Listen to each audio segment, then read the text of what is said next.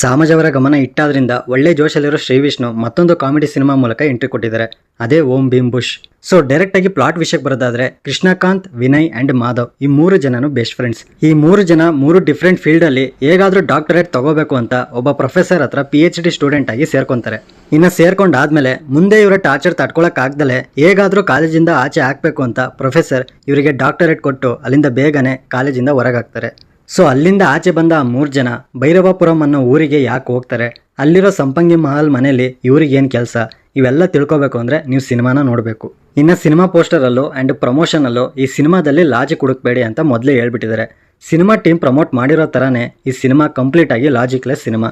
And first of ಪೂರ್ತಿ main characters ಮಾಡೋ ಹುಚ್ಚ ಕೆಲಸಗಳು, ಅಲ್ಲಲ್ಲಿ ಸಿಂಗಲ್ ಪಂಚಲ್ಲಿ ಬರೋ ಫನ್ನಿಂದ ಹೆಂಗೋ ಹಾಗೆ ಟೈಮ್ ಪಾಸ್ ಆಗ್ಬಿಡುತ್ತೆ. ಕೆಲವು ಪೋರ್ಷನ್ಸ್ ಮಾತ್ರ ಸ್ವಲ್ಪ ಬೋರ್ ಫೀಲ್ ಬರೋ ಥರ ಮಾಡುತ್ತೆ.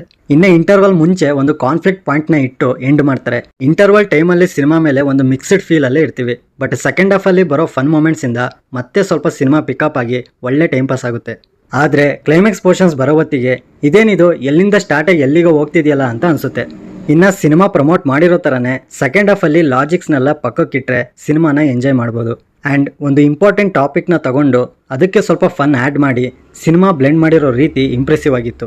ಇನ್ನು ಸೆಕೆಂಡ್ ಹಾಫ್ ಅಲ್ಲಿ ಪ್ರಿಯದರ್ಶಿ ಆ್ಯಂಡ್ ರಾಹುಲ್ ಕೃಷ್ಣ ಇವ್ರ ಮಧ್ಯೆ ಬರೋ ಒಂದು ಲೆಂತಿ ಪೋರ್ಷನ್ ಮಾತ್ರ ನೆಕ್ಸ್ಟ್ ಲೆವೆಲಲ್ಲಿ ಫನ್ ಇರುತ್ತೆ. ಆ್ಯಂಡ್ ಪರ್ಫಾರ್ಮೆನ್ಸಸ್ ವಿಷಯಕ್ಕೆ ಬರೋದಾದ್ರೆ, ಶ್ರೀವಿಷ್ಣು ತನ್ನ ಕಾಮಿಡಿ ಟೈಮಿಂಗ್ ಇಂದ ತುಂಬಾನೇ ನಗಿಸ್ತಾರೆ. ಎಸ್ಪೆಷಲಿ ಅವರ ಸಿಂಗಲ್ ಲೈನ್ ಪಂಚ್ ನಮಗೆ ತುಂಬಾನೇ ಇಷ್ಟ ಆಗುತ್ತೆ. ಆ್ಯಂಡ್ ಅವರ ಇಂಗ್ಲಿಷ್ ಪ್ರೊನೌನ್ಸ್ ಮಾತ್ರ ನೆಕ್ಸ್ಟ್ ಲೆವೆಲಲ್ಲಿ ಇದೆ. ಅದನ್ನ ನೀವು ಸಿನಿಮಾ ನೋಡೇ ಎಂಜಾಯ್ ಮಾಡಬೇಕು.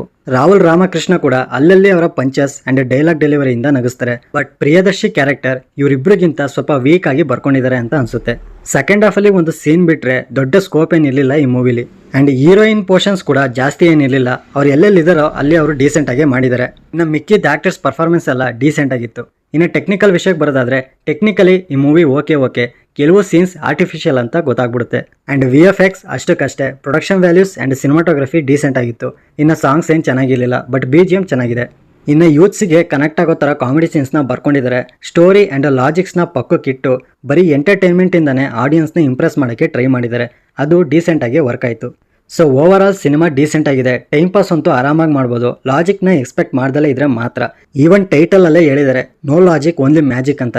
ಆ್ಯಂಡ್ ಈ ಮೂವಿಗೆ ನಾನು ಕೊಡುವಂಥ ರೇಟಿಂಗ್ 10ಗೆ 6. ಆಲ್ರೆಡಿ ನೀವೇನಾದರೂ ಈ ಸಿನಿಮಾನ ನೋಡಿದರೆ ನಿಮಗೇನು ಅನ್ನಿಸ್ತು ಅನ್ನೋದನ್ನ ಕಮೆಂಟ್ ಬಾಕ್ಸಲ್ಲಿ ತಿಳಿಸಿ.